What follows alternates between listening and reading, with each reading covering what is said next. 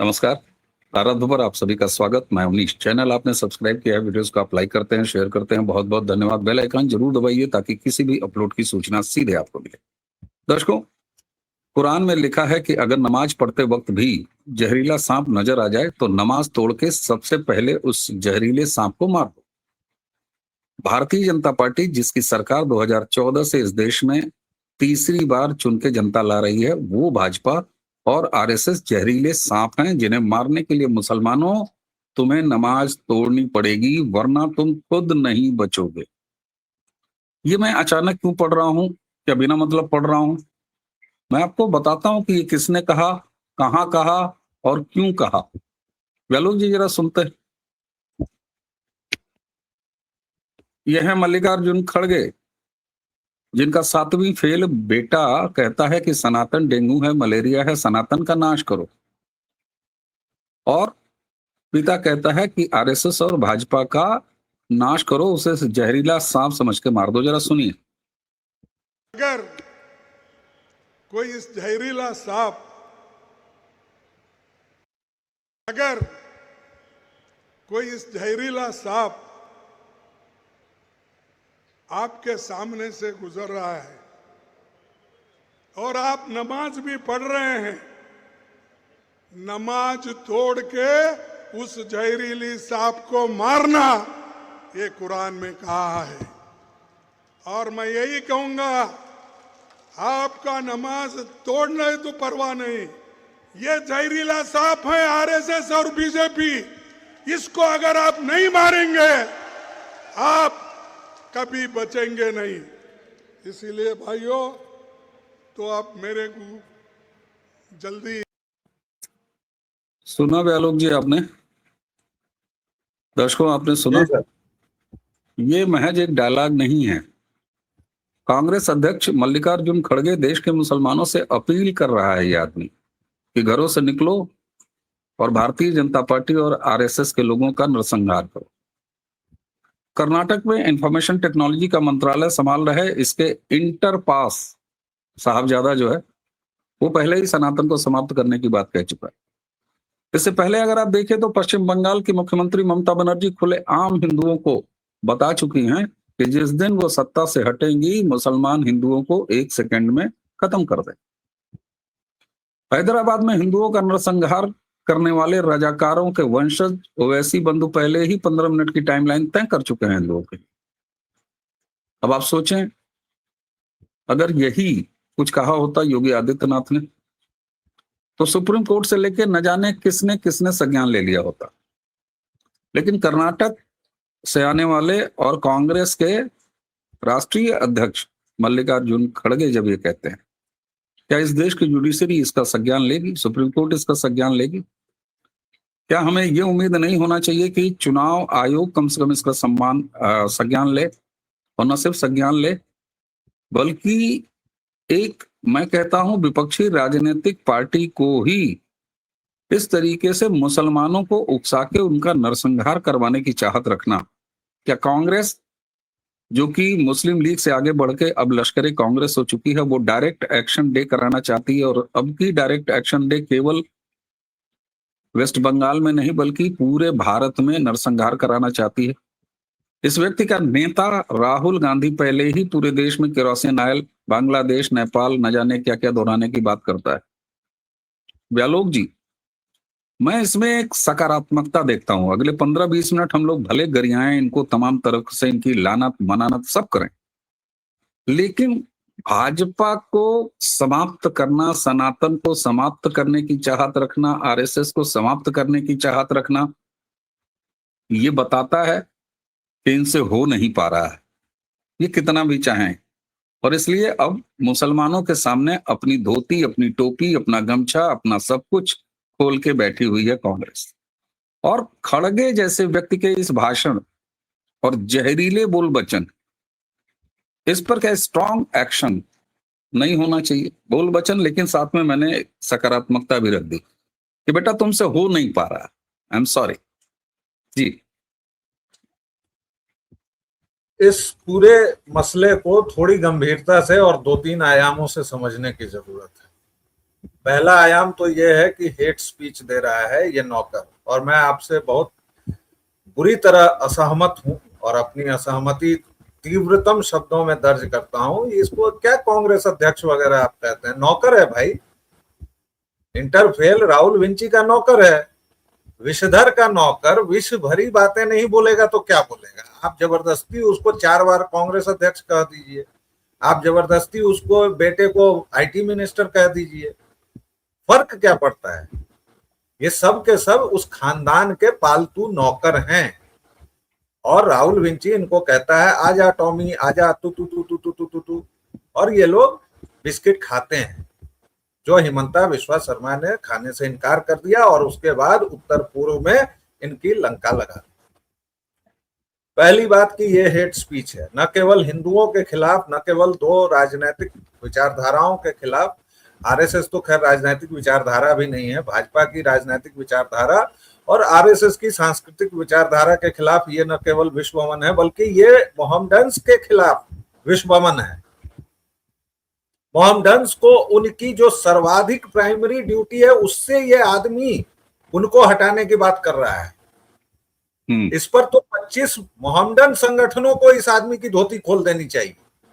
लेकिन मोहम्मडन से बड़ा जाहिल समुदाय मैंने आपको कह रखा है, ज़ॉम्बीज हैं।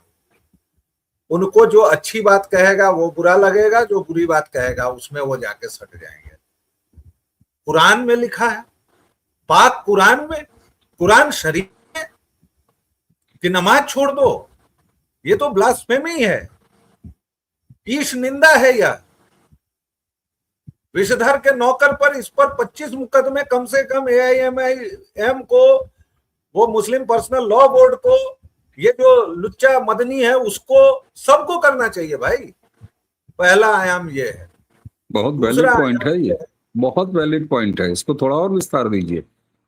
मल्लिकार्जुन खड़गे ने इस्लाम की उस पवित्र किताब, इस्लाम की पवित्र भाई, आप ये बताइए सर, मोहम्मडन्स के 5 सर्वाधिक पवित्र काम कौन बताए जाते हैं जो आपको करना ही करना है? उसमें नमाज पहले नंबर का है ना, फर्ज है भाई। उससे ये व्यक्ति हटाने की बात कर रहा है, उससे ये व्यक्ति कह रहा है कि तुम हट जाओ।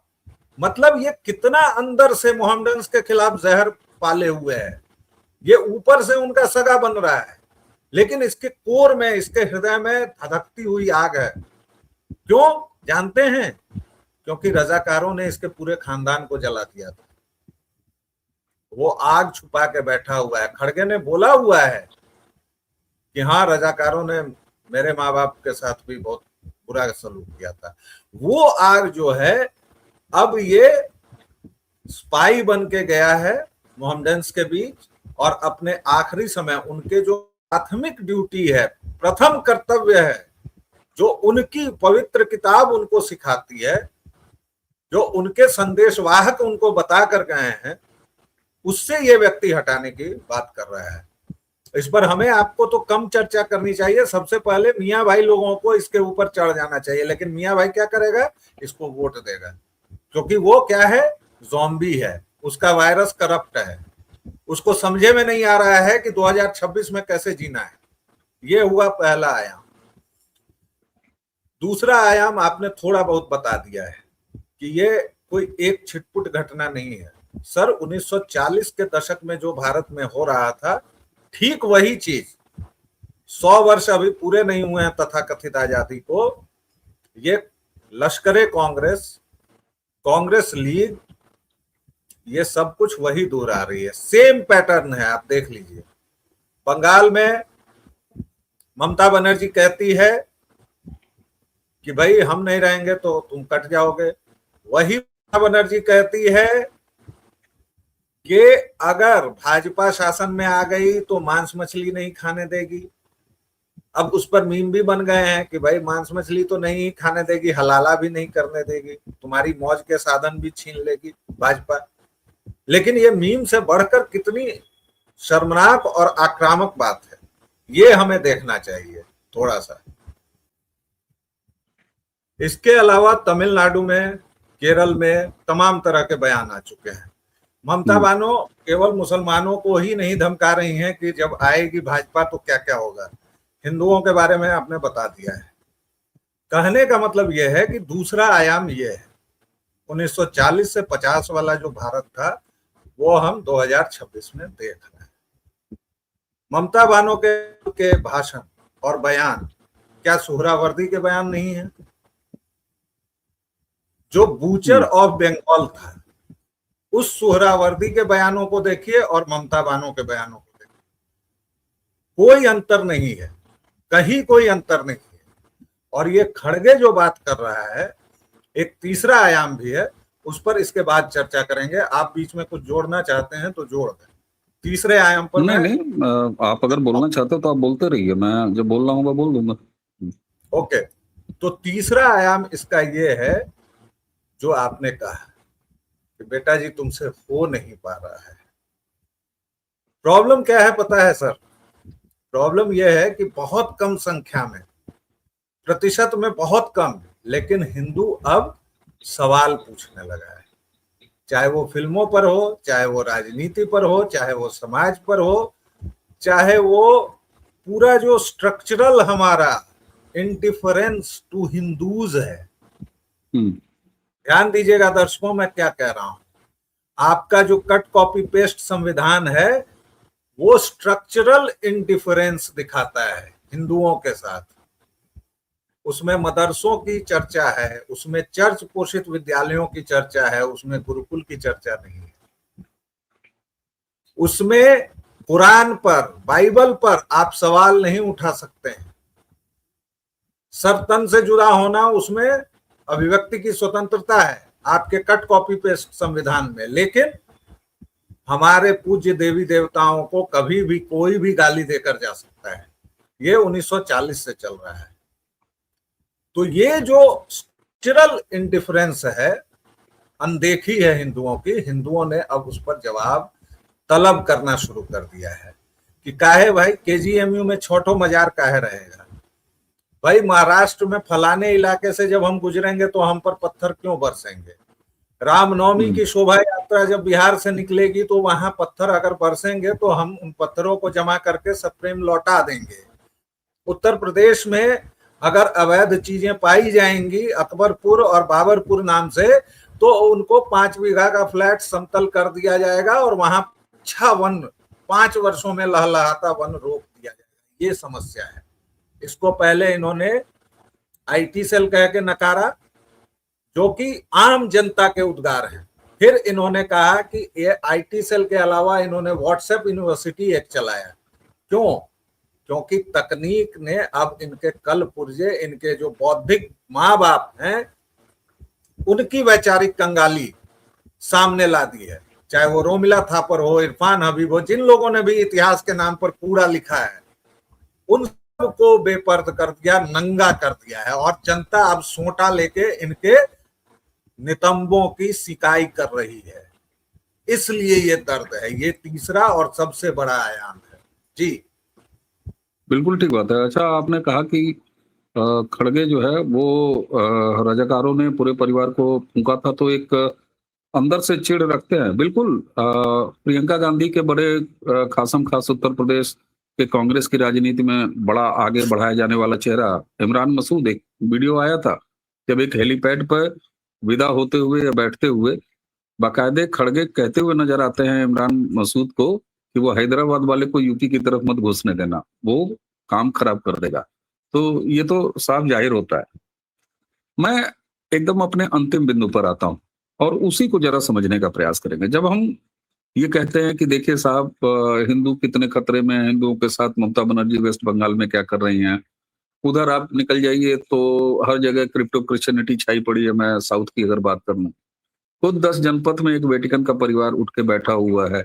गजवाए हिंद, ठीक है, गजवाए हिंद का भी कॉन्सेप्ट यहाँ तैर रहा है। यहाँ 47 में तक जो है इस्लामिक राष्ट्र बना देने का भी है। तमाम तरह की ये चीजें हैं और मुझे कहने में ये कोई गुरेज नहीं है कि जब तक ये भारत का, ये समाज का ये स्वरूप रहेगा तब तक ये सारी चीजें चलती रहेंगी। मैं साफ तौर पर कह रहा हूं। बहुत सारे लोगों को लगेगा नहीं नहीं सब कुछ एकदम बढ़िया क्यों नहीं हो जाएगा। नहीं होगा भाई, आप कितना भी कानून बना लीजिए, समाज में अपराध होगा। तो अगर इस तरह का ताना बाना है तो व्यालोक जी, हमें क्या अब इस पर बात नहीं करनी चाहिए कि आखिर इसी समय इतना ज्यादा ये मवाद क्यों निकल के आता है? उससे कई सारे लोग असहज होते हैं कि बताइए, मोदी की सरकार है, योगी की सरकार है, इतने भाजपा की सरकार है, और उसके बाद ये ऐसा कर रहे हैं, क्या मिला हमें इन्हें वोट दे के? आओ आओ चलो अब दूसरा विकल्प तलाशो। इस तरह की तमाम बातें होती है। मैं उसको गलत नहीं ठहरा रहा, ठीक है, जिसका मन में जो बात आती है। सवाल ये होता है कि क्या ये नहीं बताता है, जब इस तरह की हेट्रेट, इस तरह की हेट स्पीच, इस तरह की नफरत, इस तरह की धमकी, कि इन्हें ये पता है कि हमसे उखड़ कुछ नहीं पा रहा और कुछ उखड़ेगा भी नहीं। क्यों? क्योंकि भारत 2014 से एक दूसरे रास्ते पर चल पड़ा है, जिसको आपने अपने शब्दों में कहा कि अभी थोड़ा-सा प्रतिशत ही जगह है। इसको कैसे देखते हैं आप कि हम इस दिशा में क्यों ना सोचें? और तब बात और ज़रूरत उस बात की आती है कि सत्ता की निरंतरता कंटिन्यू रहे, इनका काम लगता रहेगा, ये इसी तरह मुहर्रम मनाएँगे, एक मुहर्रम के बाद दूसरा मुहर्रम। जी। आपने अपनी बातचीत में एक ऐसा बिंदु रख दिया है कि उसके बाद ये बातचीत समाप्त मान लेनी चाहिए। आपने जब कहा कि ये होता ही रहेगा, मैं उससे 100% सहमत हूं, क्योंकि एक ऐसा समाज है हमारा जिसमें 2200 भाषाएं हैं, 5000 से ज्यादा जातियां हैं, तमाम चीजें हैं, भौगोलिक टेरेन सब, मतलब आप अभी हम लोग भयंकर गर्मी में हैं और चले जाइए सिक्किम से आगे बढ़ जाइए तो आप बर्फबारी में हो, हिमाचल चले जाइए तो बर्फबारी में, कश्मीर में पता नहीं हो ही रही होगी बर्फबारी। इन सब को देखते हुए ये होता है। अब उसमें क्या करना है हम लोगों को, उस पर बिल्कुल विचार होना चाहिए। और सबसे बड़ी बात यह है सर, देखिए मैं हमेशा कहता रहा हूं कि राजनीति केवल और केवल वो है जो आपका समाज होता है। उत्तर प्रदेश ने जब तक अतीक और मुख्तार और वो आजम को चुना तब तक वो था।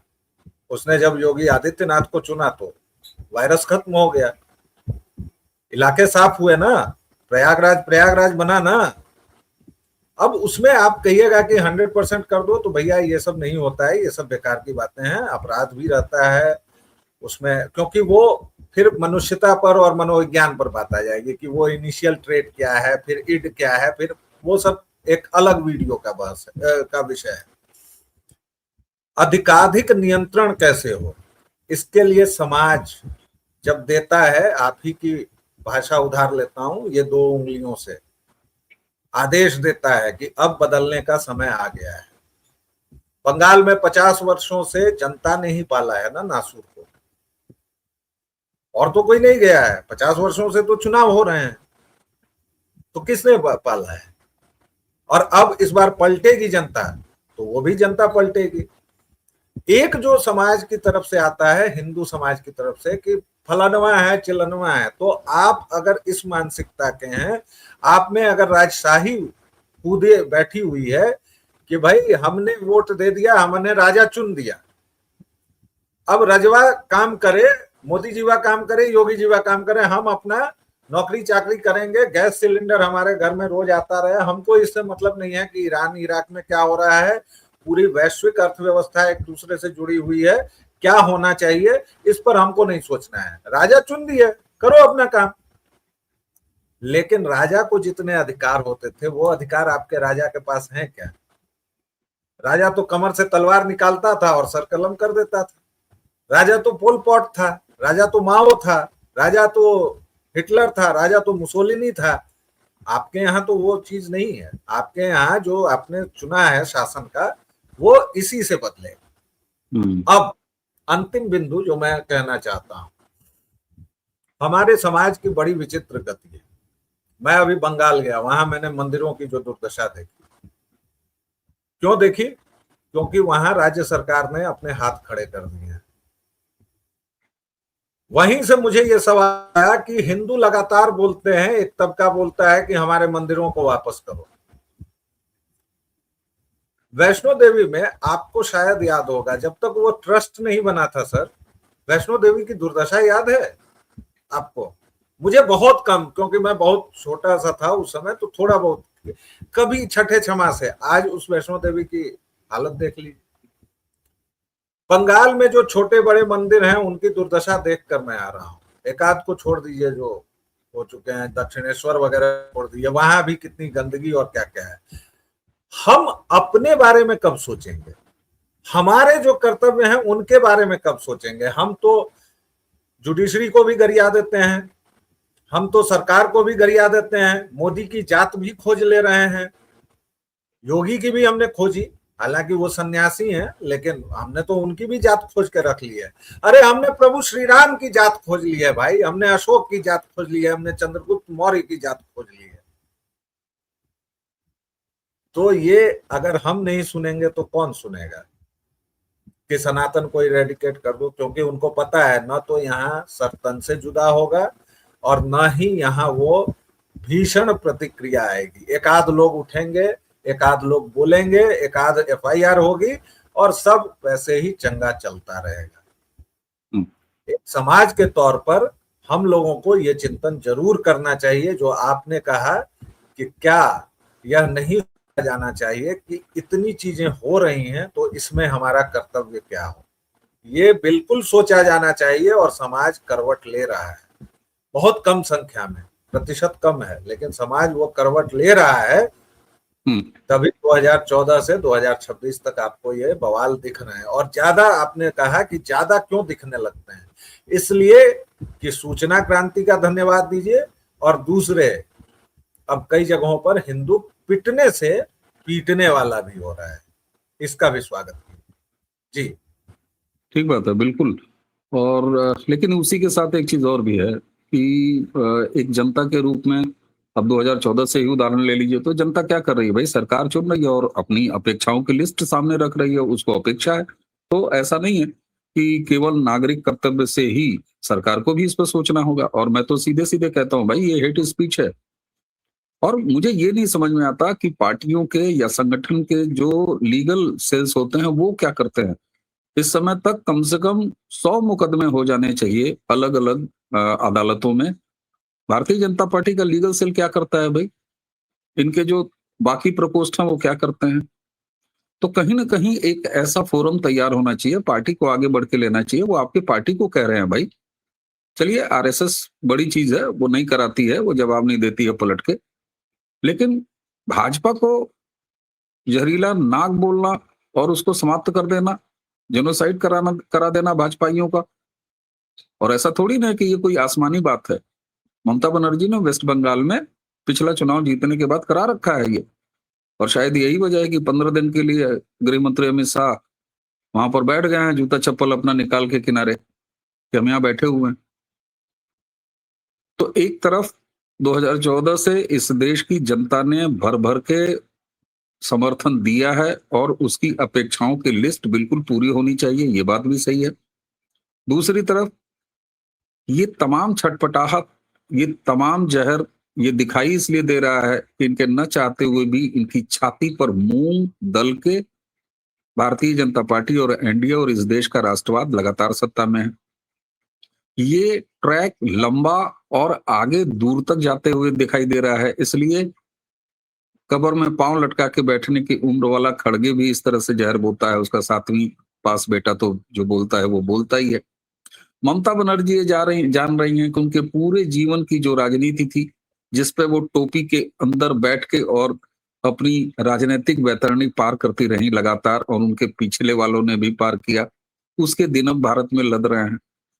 राहुल गांधी इसीलिए इस देश को राष्ट्र नहीं मानते, क्योंकि उनको पता है कि अब वो उनका वाला इंडिया नहीं रह गया। 2014 से ये भारत बनने की राह पे है। तो एक तरफ आप समस्याएं देखिए और दूसरी तरफ आप समाधान देखिए। समाधान भी हम दे रहे हैं अपनी इन 2 उंगलियों से, और समस्याएं भी इन्हीं 2 उंगलियों के किए जाने से आपको बिल्कुल गंदगी पानी के सतह पर दिखाई दे रही है। इसीलिए मैं कहता हूं कि ये मंथन काल और आगे जारी रहना चाहिए, सत्ताएं लगातार जारी रहनी चाहिए।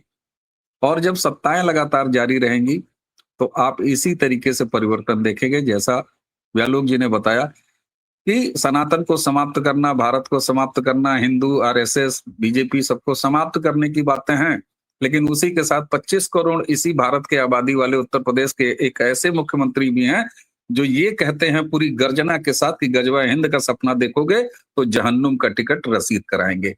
ये दौर 2014 के बाद आया है और इसी से सनातन द्रोही डर रहे हैं, भारत द्रोही डर है। और जब सनातन द्रोही और भारत द्रोही एक साथ कहा जाता है तो यही सनातन की खूबसूरती है। और तभी मैं कहता हूं कि भारत बाय डिफॉल्ट एक हिंदू राष्ट्र है। भारत को कागज पर लिख के हिंदू राष्ट्र बनाने की कोई आवश्यकता नहीं है। सनातन पर्यायवाची है भारत का, राष्ट्रवाद का, और राष्ट्रवाद पर्याय है सनातन का। यही एक मात्र पहचान है, चाहे वो राजनीतिक हो, चाहे वो सांस्कृतिक हो, चाहे वो सामाजिक हो, चाहे वो भौगोलिक हो। और यही वजह है कि अपनी मूल पहचान पर भारत 2014 से वापस आ रहा है। तो ये सब कुछ चल रहा है। दर्शकों, अगर आपको तनिक भी लगता हो कि ये वीडियो आपके किसी बात को आगे बढ़ा रहा है तो इसे ज्यादा से ज्यादा शेयर कीजिएगा। चैनल को आपने सब्सक्राइब किया है, नहीं किया तो अब कर लीजिए। वीडियोस को आप लाइक करते हैं, इसके लिए बहुत बहुत धन्यवाद। बेल आइकन जरूर दबाइए ताकि किसी भी अपलोड की सूचना भी आपको समय से मिल सके। मुझे और व्यालोक जी दोनों को आज्ञा दीजिए। नमस्कार, प्रणाम, जय जय श्री राम। जय श्री राम।